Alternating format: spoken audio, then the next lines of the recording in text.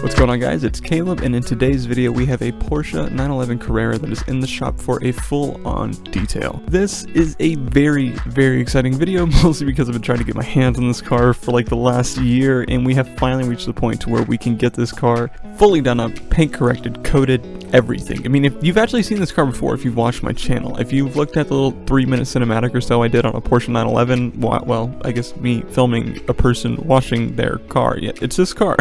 So yeah, it has been a long time in the works, and we finally got it worked out, mostly because at the end of May we had a really big indoor car show that this car specifically was going to be premiering in, and that was TunerEvo Orlando. And with the car having some light oxidation starting to form in certain areas, some heavy scratches in others, as well as some sanding burrs and stuff that were in the aftermarket parts that were already painted, it definitely needed a full-on paint correction and recoating, and that's exactly what we accomplished. So before we do anything though, we need to get these beautiful spokeless Rahana wheels nice and cleaned up, and then go to the paint and then move it into the shop. So let's get started.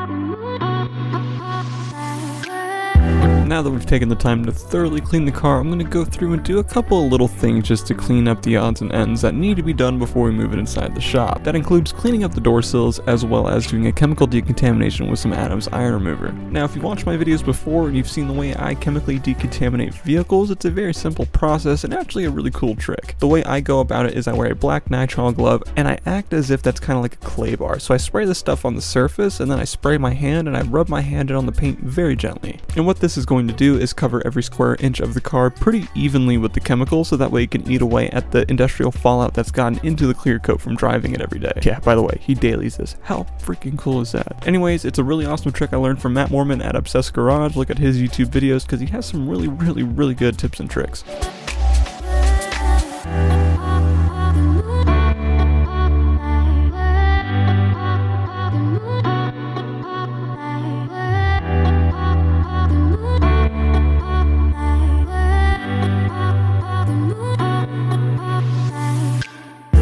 So car is back in the shop. It is chemically decontaminated, it is washed up. Now we're gonna prep everything for a clay bar, but first thing I gotta do is clean up my mess outside. I love this car, man. It's like the pinnacle of like my, I've had a lot of cool cars, a lot of expensive cars. I've done a lot of cars, but nothing makes me happier than seeing a 997 in my shop.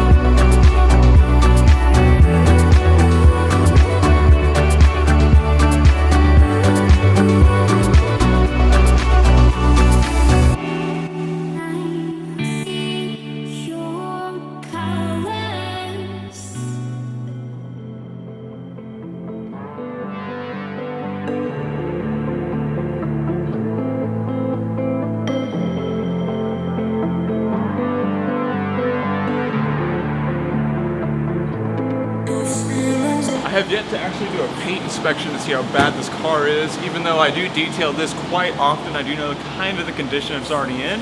I think we ought to go ahead and turn the camera around, grab my scan grip, and do a paint inspection.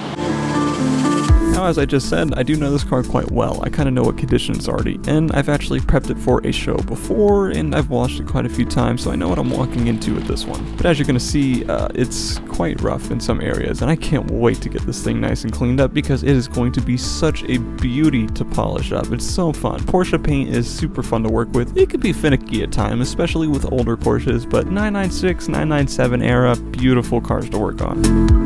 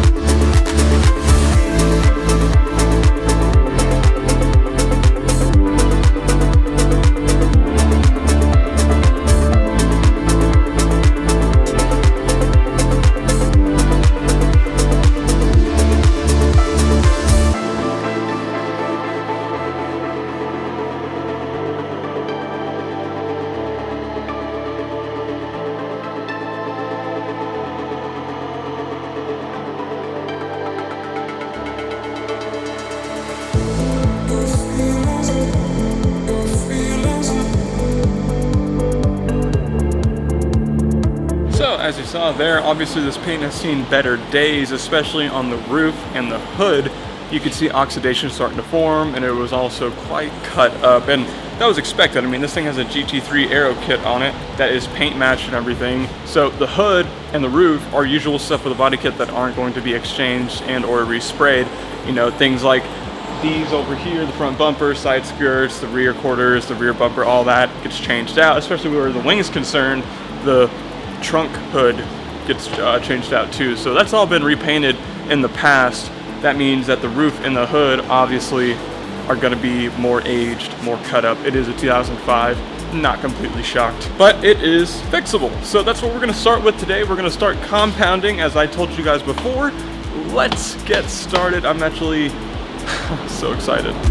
The car is taped up and ready to go, and as you guys can see, it definitely needs some love with a polisher, and the way I'm going to start that off is with my Rupes 3-inch polisher. I'm going to be using a microfiber pad from Meguiar's on it, as well as some Sonax cut mags to cut right through it, and that's what I was saying earlier, that this thing is such a beauty to polish, because this generation of Porsche is not too soft that it just makes errors, it gets sticky, and even wiping it adds scratches. No, it's not like that. It's just soft enough that it cuts wonderfully with even a moderate compound, and it's hard enough to where it's not going to embed scratches just from you wiping off the polish. It's a wonderful, wonderful car to work with. But I'm starting with a 3-inch pad mostly because of what I call framing. I like to frame a vehicle out with a 3-inch and a 1-inch before I go through and blast it with a 5-inch pad, and overall this just makes it way easier for me at least.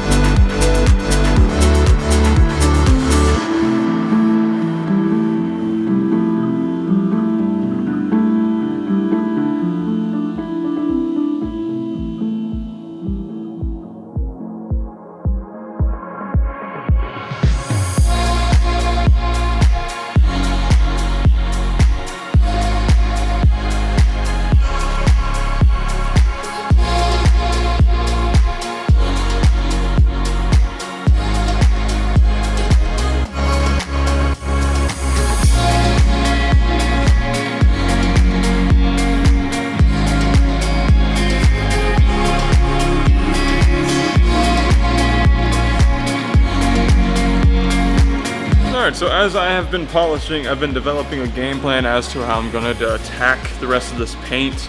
I just went ahead and fully corrected as best as I could this whole rear fender wing thing, whatever this is on this kind of a car, and came out gorgeous. It is correcting super easy. 996 and 997, 0.1s, 0.2s. Those Porsches have pretty soft paint. I think I'm going to go ahead and attack the lowered portions first, and then leave the doors and the roof for last.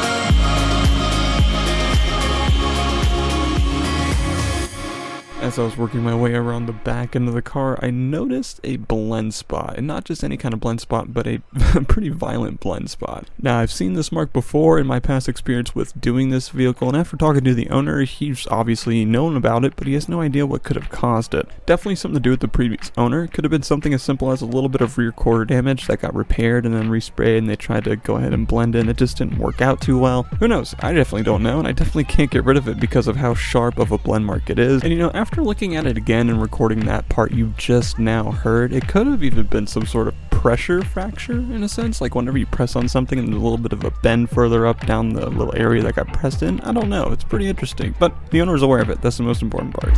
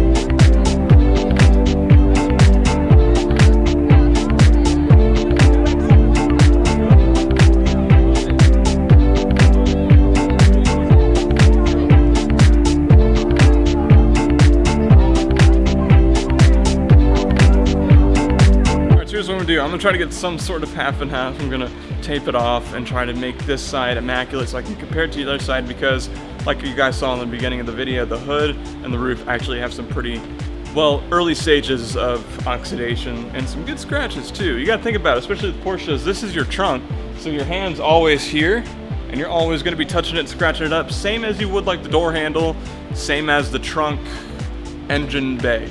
Yeah, gotta get used to that.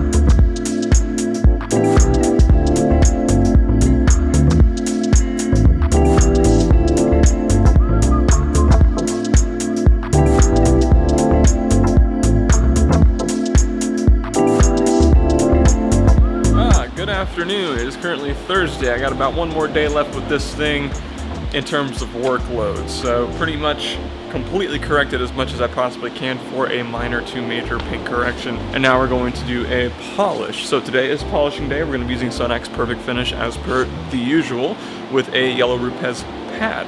It should be nice, especially the front bumper. I'm really excited to give that a try, but I really want to see if I can get it fully corrected today, well, polished today, and then coat it today. And if I can do that tomorrow, being my final day with this thing, I can take some time, my microphone fell off, and try to get the headlights all polished up. The little fog lights down here, these things are, they've seen better days. I need to sand them up, so we'll probably do that tomorrow.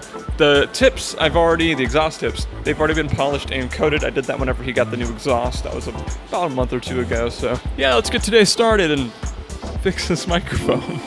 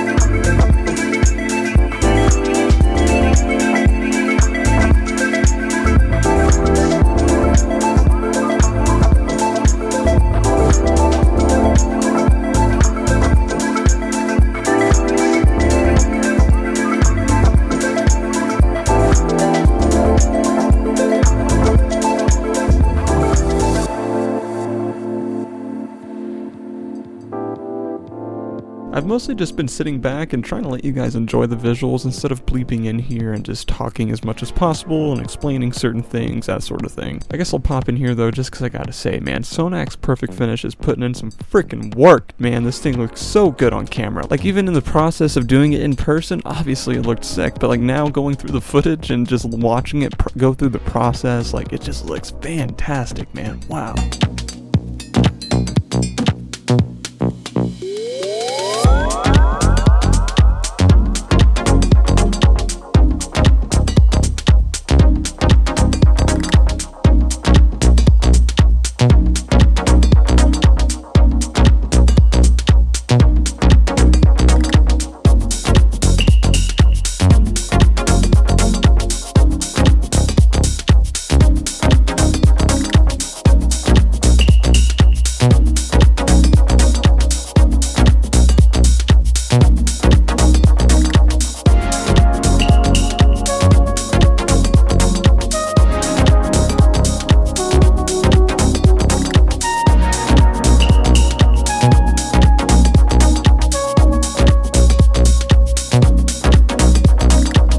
I will say though, the one most obscure part of doing the entire polishing of this thing was the wing. I've never once at all had to go through a massive wing in order to polish something, and this was the first. As you can see, I was very lucky because my polisher, especially the 3-inch, could definitely fit, but it was snug, man. It was really, really snug. I would love to give you some tips and tricks on wings and stuff, but I don't have any. I mean, just do your best. I will say the Rupes LHR 75, the 3-inch, fits just perfect.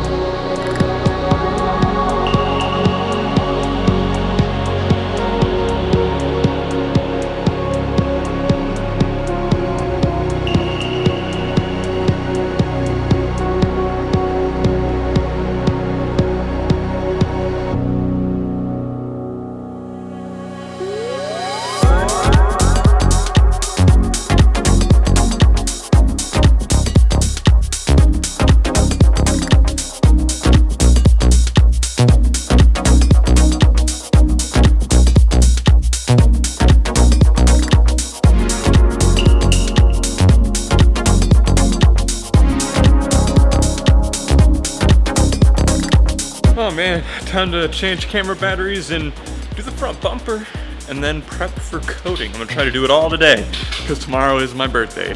I really don't want to be working on my birthday, which I don't mind if I do because I do love what I do, truly.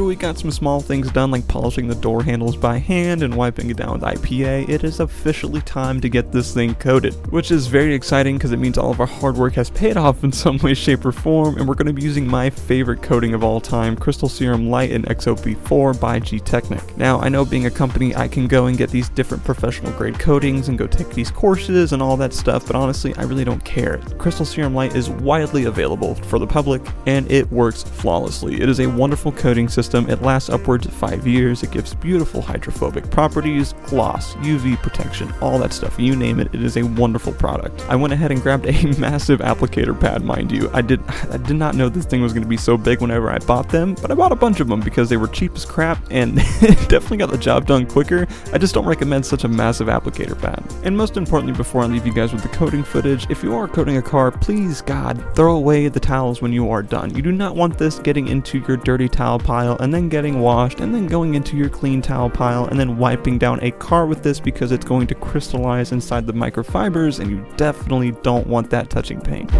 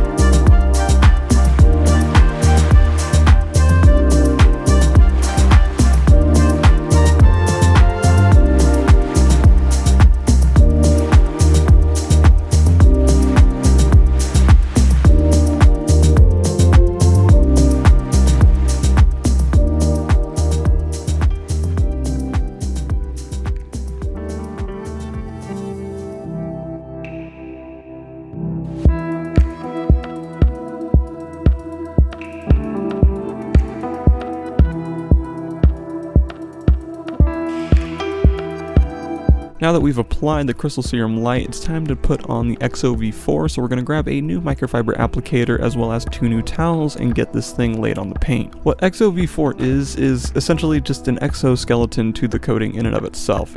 But in the process, it also adds a bunch more gloss, hydrophobic properties, all that sort of stuff. Just keep in mind whenever you're applying the XOV4 that this is going to be a little messier than the CSL, and that's strictly because you're taking a liquid and applying it to a surface that is now insanely hydrophobic. And because of that, you might need to take a little extra time with your towels and make sure every bit of it is wiped up. And seriously, use your eyes. Make sure all of it is wiped up, because if it's not, it could leave a high spot, and that's not cool.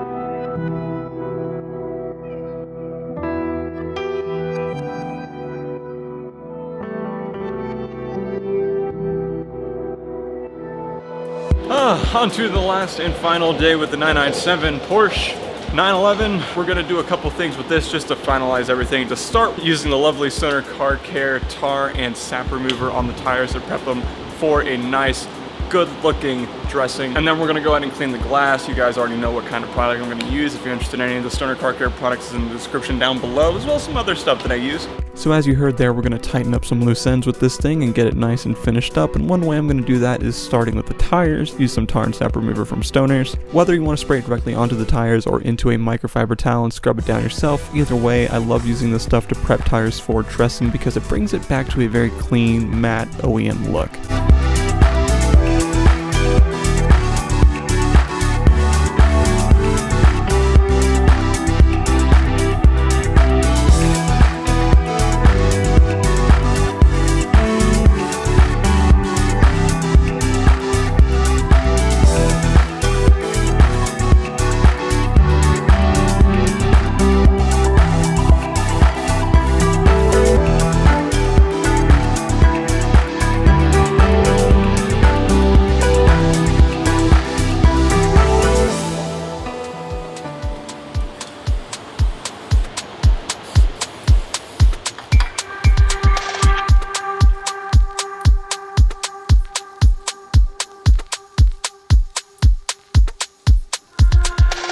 If you're like me and you don't like insanely glossy tire dressing and stuff, use something like Meguiar's Hyper Dressing with a brush, let it sit for about 10 minutes and then wipe it off with an applicator. And that, along with cleaning and prepping them with Stoner's Car Care's tar and sap remover, it's going to make it look fantastic. Matte, satin, black, OEM finish. It's just a great look.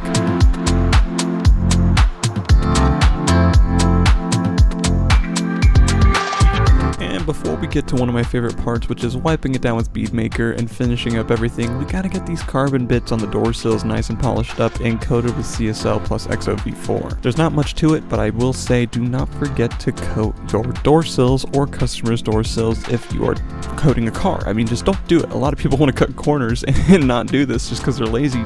Don't. These are really important areas with very thin paint. They definitely need protection.